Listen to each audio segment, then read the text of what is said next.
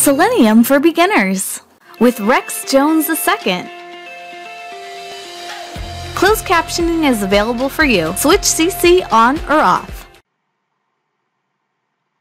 Hello everybody. Welcome to Selenium for Beginners. My name is Rex Allen Jones II. We are going to discuss the relationship between Java's classes, objects, and methods. In this video tutorial plan, I will introduce classes, objects, and methods, discuss the concepts of classes, objects, and methods, followed by a demo of classes, objects, and methods. If you are interested, you can download this presentation and the code that I will demo in this video at https://java-classes-objects-methods. First, I am going to introduce classes, objects, and methods. Starting with the class. Class is created using the reserved word class. In this syntax, our reserved word is written in purple. Class name, written in white, identifies the name of the class. Java is built upon classes because a class defines the nature of an object. Therefore, a class forms the basis of object-oriented programming, which is known as OOP. Within a class, we can create objects, declare variables, and we can also declare methods. A method's body can include objects, variables, and all kinds of statements that perform an action. There's two ways to create an object. Both ways require the class name. The first syntax shows class name and an object reference variable on one line. Then the object reference variable equal new class name on the second line. A shortcut of this same syntax is placing both lines on one line.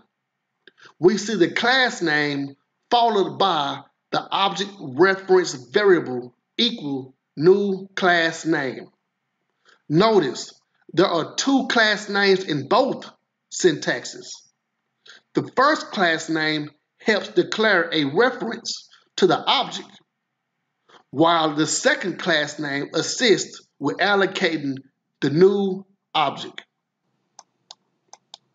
In a good written Java program, a method performs only one task. The return type determines the type of data returned from the method. If no data is returned from the method, then we use void. However, if data is returned from the method, then the return type will be a non-object or object data type. All methods have a name, and the name is used to call the method. The parameter list is one or more parameters that receive arguments. An argument is a value passed to the method. The parameters are declared just like a variable. Two or more parameters are separated by a comma. Last but not least, the method's body is where we write our code. Now, let's discuss the concept of classes, objects, and methods. With this illustration, car is our class. By definition, according to dictionary.com, a class is a number of persons or things regarded as forming a group by reason of common attributes. Therefore, a class contains a group of common attributes. Our car class will form a group of new cars. That group of new cars with common attributes are called objects. We have 3 new car objects. Each of these new cars is a template of the car class. That means objects have the same attributes as their class. In Java, we call those attributes members. A member can be a variable or method. There is a difference between an object and an object reference variable. New car, new car, new car are the objects, while coupe is an object reference variable. We can say object reference for short. Coupe is an object reference variable because it refers to the first new car object. The same goes for minivan and sedan, which refers to their object. In our industry, an object reference variable is mistakenly sometimes called an object. I can admit that I am guilty of also calling an object reference an object, although they are different. If you wanted to buy a new car, what's one of the main things you want to know? How much does it cost? We would use a method to calculate the cost. To calculate cost, we need to add the price and tax. Price and tax are data that's manipulated by the method. Let's take another look at the same concept of classes, objects, and methods, but in a different way. On the left side, we have a class and a method. On the right side, we have objects. Know what? I am going to bypass discussing classes, objects, and methods in this presentation slide, but discuss them later in our demo.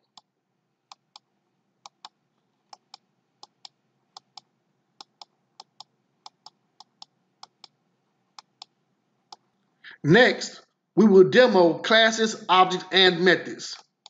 First, we will see how to create and use objects, followed by returning values to a method.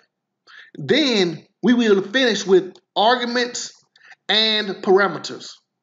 Let's start with how to create and use objects.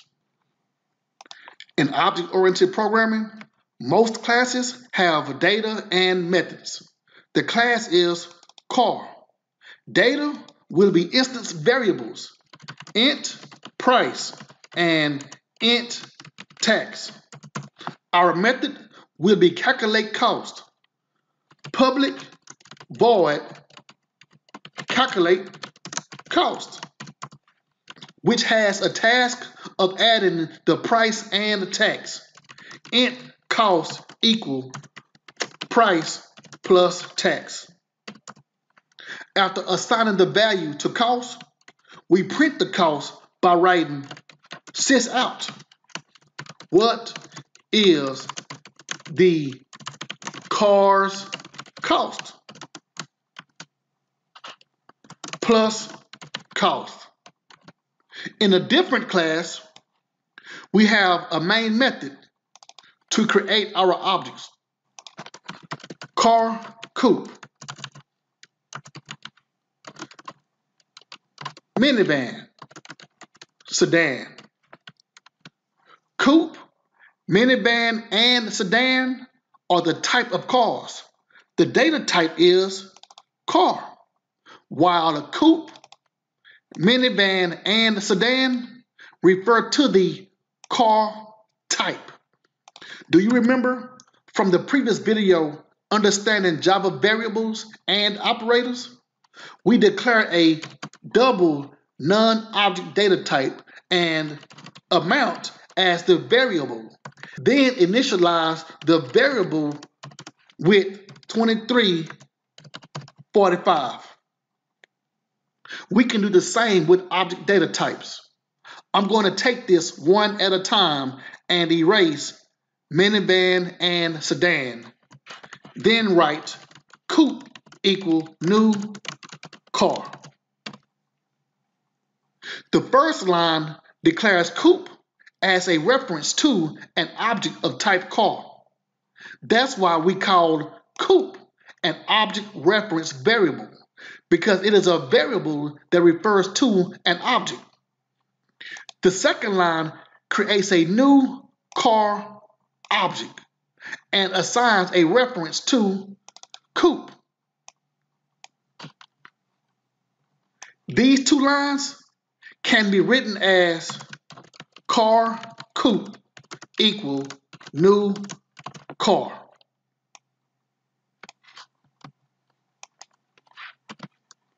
Let's create one more for minivan.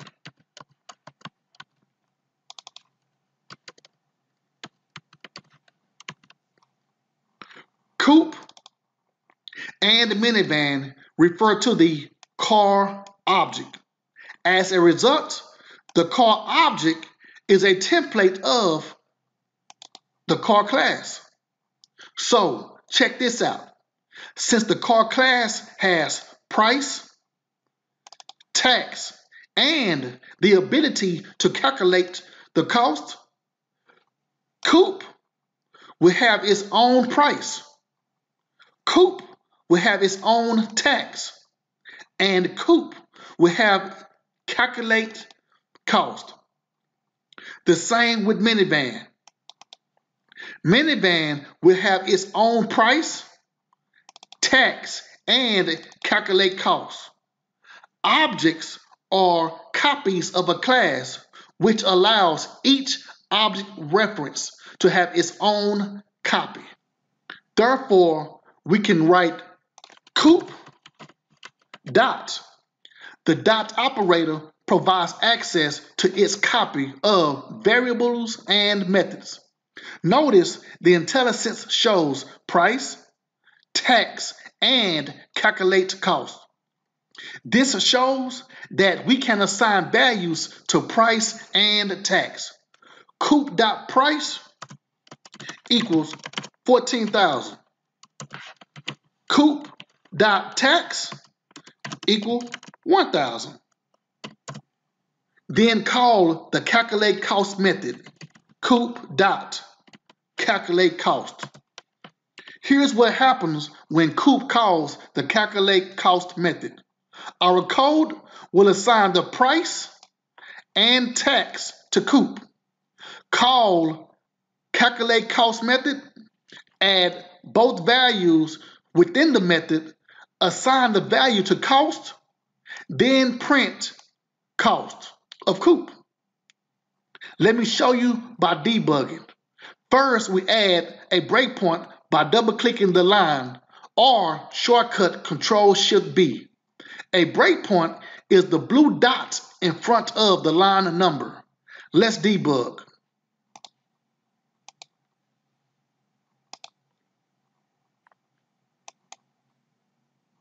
Debug has stopped at price. The coupe's price and tax are set to 0. F5 steps into our code.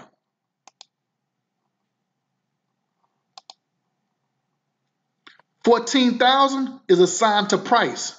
F5 again. And tax is assigned 1,000.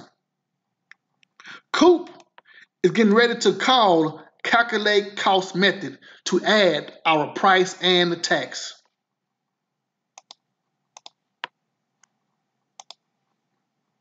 F5 again, or step into, and now we see cost is assigned 15,000. Next, we print the cost of coupe.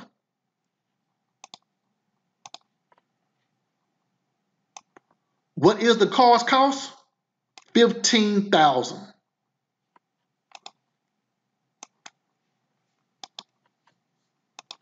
The same happens for minivan. Let's assign 9,000 to the price of minivan. Minivan dot price equal 9,000.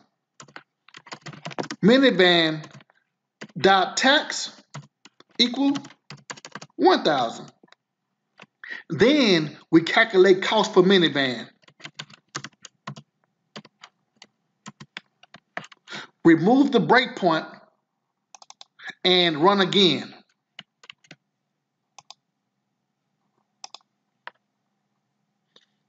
Coupe is 15,000 and the minivan is 10,000.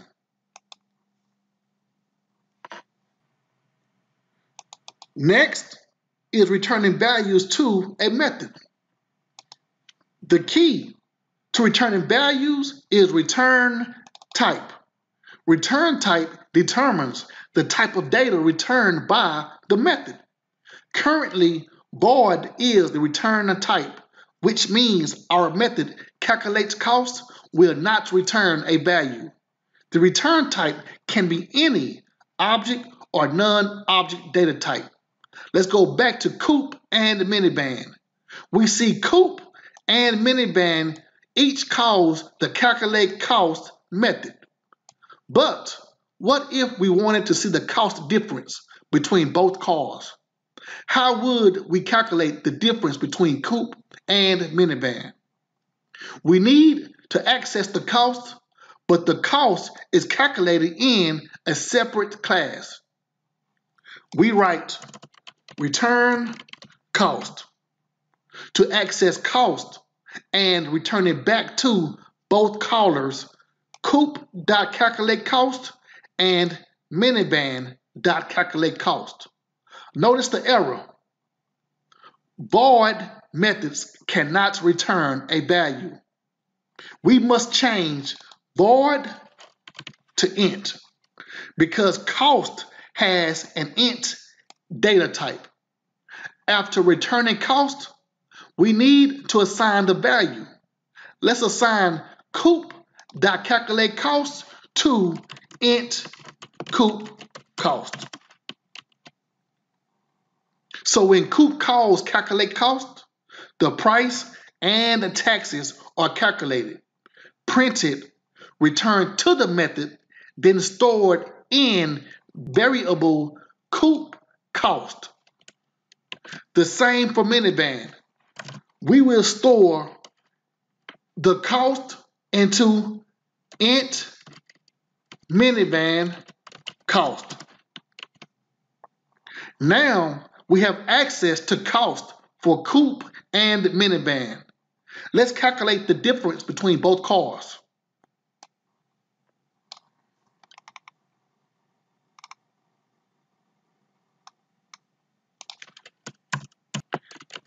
Sysout difference between cars cost equal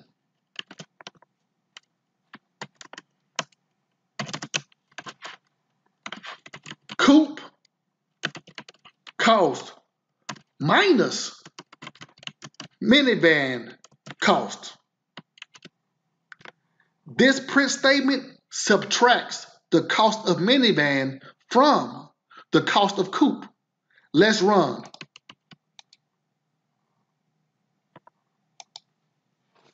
What's the car's cost? 15,000 and 10,000. And the difference is 5,000.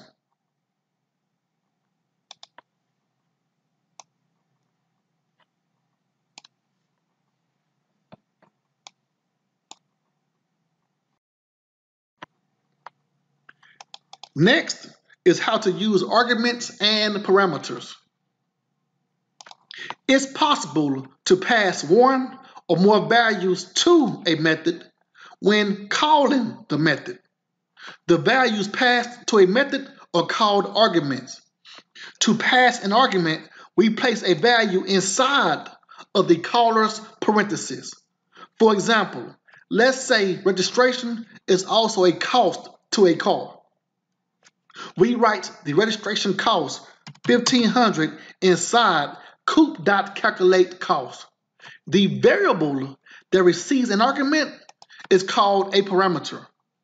A parameter is declared inside the parentheses following the method's name using a data type and variable name, int registration.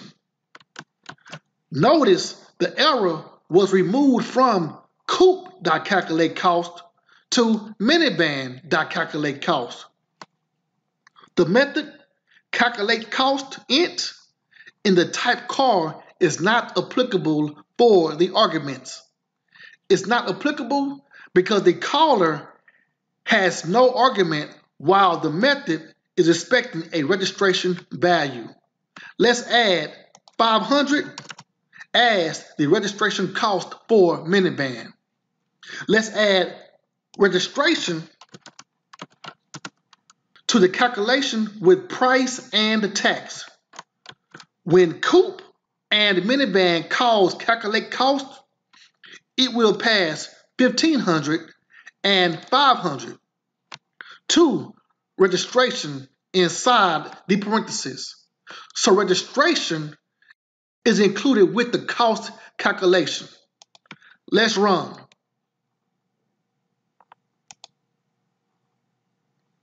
The cost difference changed from 5,000 to 6,000. This is how we pass arguments to parameters. We pass more than one argument to a parameter using a comma. Add int price, comma, int tax, comma, as parameters. Add price and tax as arguments. 14,000 and 1,000 for coop. 9,000 and 1,000 for minivan. Remove coop.price. Remove coop.tax. Minivan.price and minivan.tax. Run.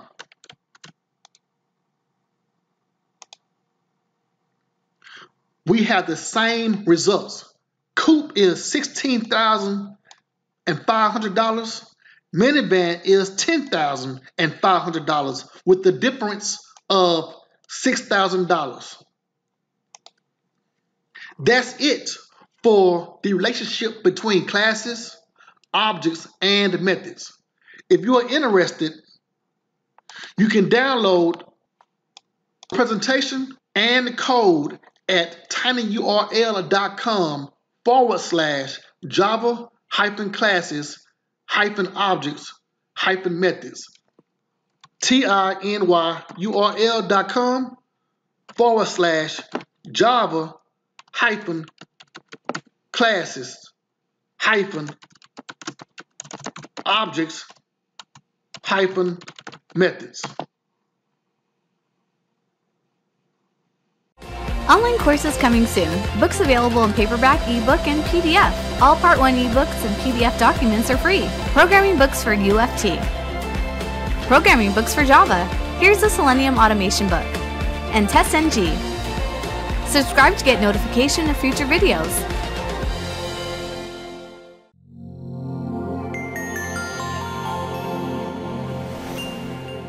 Don't forget to like, comment, and share.